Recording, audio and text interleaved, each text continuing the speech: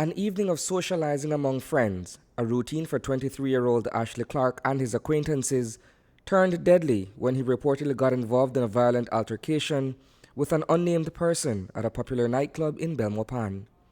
On Friday night, the Lime Street resident set off to make a purchase at a grocery store not far from where the group was gathered. Clarke never made it back to their hangout spot with the bottle of rum he had gone to buy. Saturday morning, one of his friends we known as Dread come and ask me, say, Miss D, say, Ash the home? And I said, no. He said, because we sent Ash from 1 o'clock, gone by a quarter, knock, I not come home. So immediately I get on the phone and I start to call my son, and I call my son, and he never answered.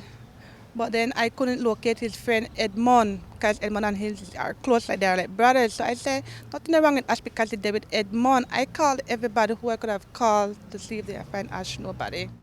Little did the unsuspecting parent know that her son had been brutally attacked following a fistfight at La Cabaña.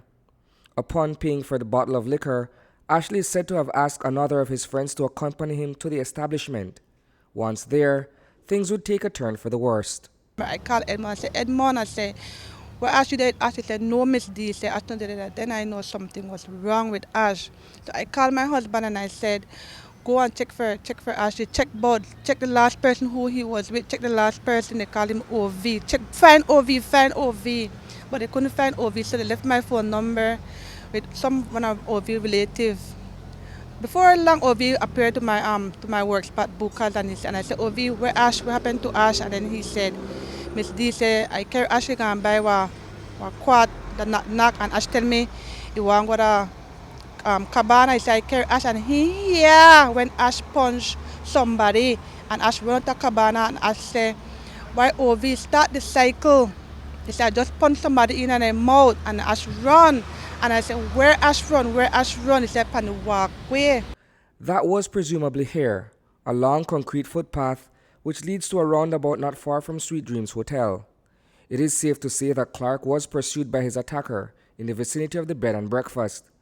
Officer commanding Belmopan Police Formation, Superintendent Howell Gillett, via telephone.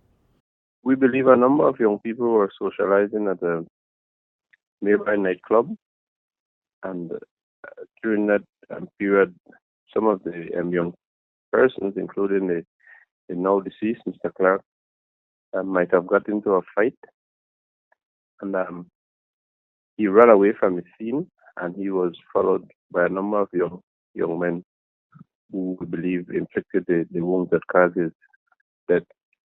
Clarke's mother continues with an account provided to her by the person she knows as OV. It's about me. When I come home early morning, he saw blood on the walk spot. So I tell my husband, I said, go by the roundabout, and check for my son. And there his body was deeply decomposed, face down.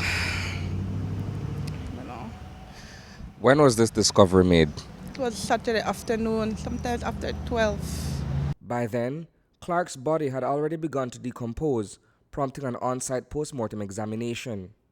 The result of the coroner's inquest reveals that he had been struck in the back of the head with a blunt object. Well, so far we have 2 persons in custody, and we're looking for a third person who we believe might be able to assist us in this investigation. Darlene Clarke is assured that police in the Garden City will do everything to provide closure in her son's death.